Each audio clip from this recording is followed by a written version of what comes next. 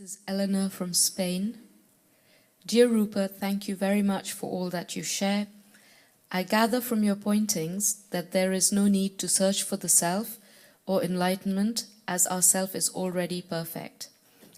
Do you think that the spiritual search is meaningless? What do you think about practices to raise our level of consciousness, such as Reiki or silent meditation? Do you think that trying to develop qualities or polish our flaws makes sense? And is it worth working on personal growth? I would love it if you could elaborate on that. Thank you. Okay, tell me her name again. Eleanor. Eleanor. And okay, one question at a time. What was the first statement about? I gather from your pointings that there is no need to search for the self or enlightenment, as our self is already perfect. Okay, pause there. If it is clear to you that your self is already perfect, whole, complete, at peace, unlimited, ever-present, and with no sense of lack, then you're right. There is no need to investigate yourself or search for yourself. I tend to use the word investigating yourself rather than searching for yourself. But if it is not clear to you that you are perfectly at peace without any sense of lack or fear of death, then it is necessary to investigate yourself, not to search for yourself, because yourself is obviously present in your experience. Everybody, however, whatever they are experiencing, everybody feels their self. So our self is already found. Everybody has a sense of being their self, but not everybody knows their self clearly. And that is why this investigation is necessary. So it's not so much a search for oneself as an investigation into the essential nature of oneself. And if, in short, if we are suffering, then this investigation is, in my opinion, the easiest, the most enjoyable, the quickest and the most direct path to happiness. So what was the second question? What do you think of practices to raise our level of consciousness, such as Reiki or silent meditation?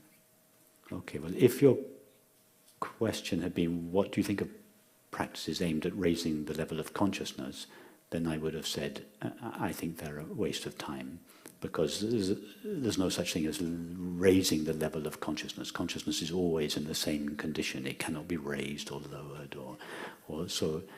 I don't think there's any point in trying to raise the level of consciousness any more than I think there's a point in trying to change the nature of the space in this room. Can you imagine someone coming into this room every day and working hard trying to change the nature of the space? It's a futile task. The space is always in the same condition. However, you then said such as Reiki and silent meditation, so I don't mean to imply by that I disapprove of Reiki or silent meditation, not at all. I don't know very much about Reiki or what the practice of Reiki involves, or indeed what the purpose of Reiki is. So I'm not qualified to say anything about that. And as for silent meditation,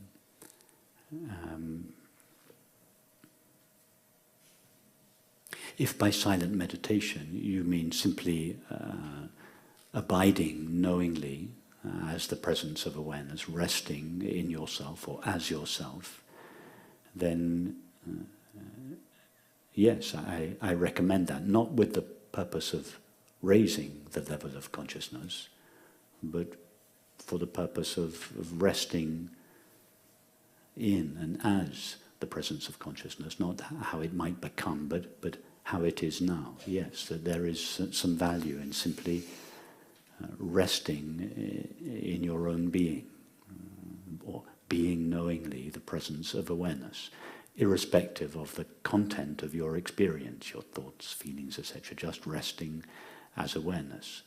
As we rest as awareness, more and more, it becomes our it becomes our default identity instead of being established in our thoughts and feelings. and visiting our true nature from time to time, we become established in our true nature, and we visit our thoughts and feelings when they arise, but we don't lose ourselves to them. We remain at home. We don't go out to our thoughts and feelings, we remain at home, and they come to us. It's like becoming self-employed and working from home. You no longer go out to work. You stay at home. Experience comes to you. You accept it within yourself, but it loses its power over you. You no longer lose yourself to experience. You no longer leave yourself and go out to experience. You remain at home in your own being, and experience comes to you. You deal with it, whatever it is, and then it leaves you. So what was the next question? Do you think that trying to develop qualities and or polish our flaws makes sense?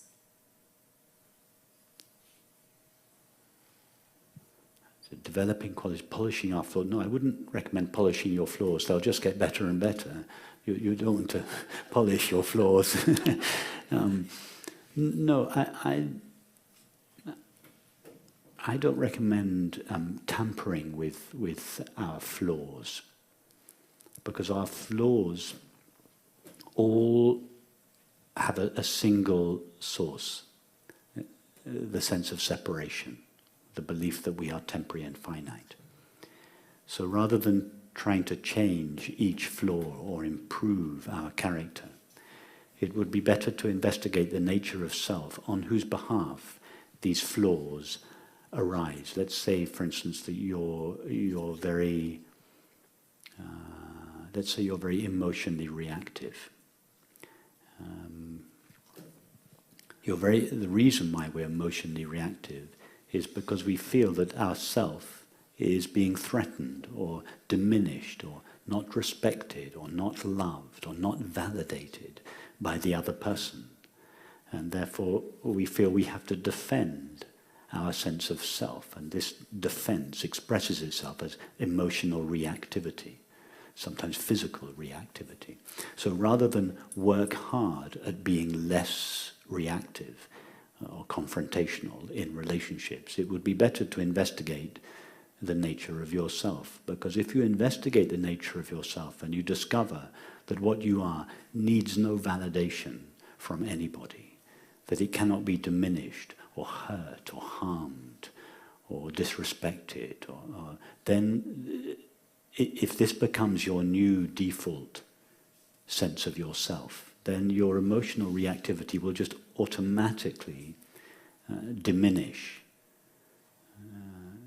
as a result of this understanding, not because you have done anything to it, but because you have seen through the separate self on whose behalf your emotional reactivity keeps rising.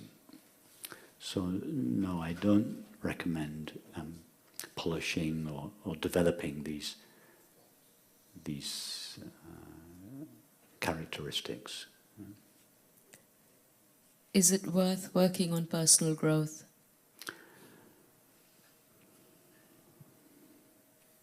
Well, that's a similar question, I think. But I just want to be clear about that. I don't mean to suggest that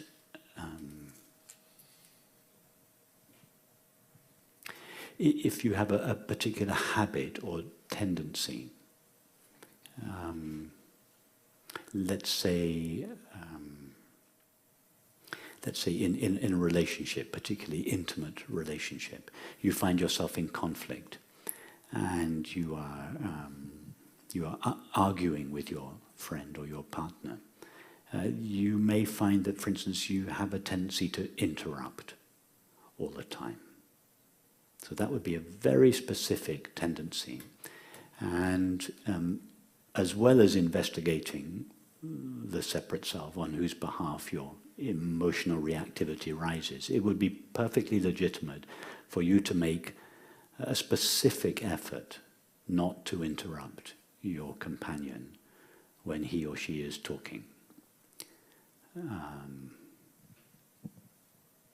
Another example, again in intimate relationship, that say you find yourself, again in conflict, you're arguing, and you tend to find yourself making statements such as, you're doing this, you're not doing that, you never do that, you always do this, why do you never do that? These kind of statements that always begin with you.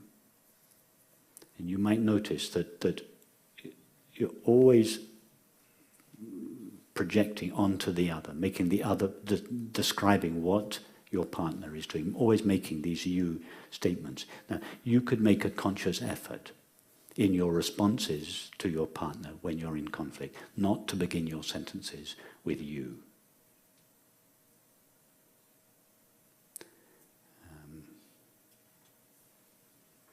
When you, instead of saying, you are doing this, you could say, when you say that, it makes me feel this. It's a way of, you still say what you want to say, but without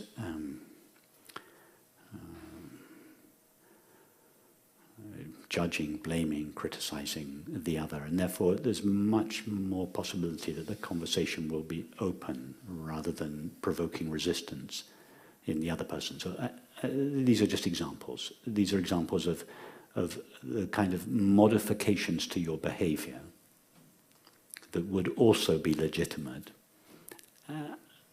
as well as your main investigation, which would be the investigation into the nature of yourself. So I just say that because I didn't want to imply that it is not valid to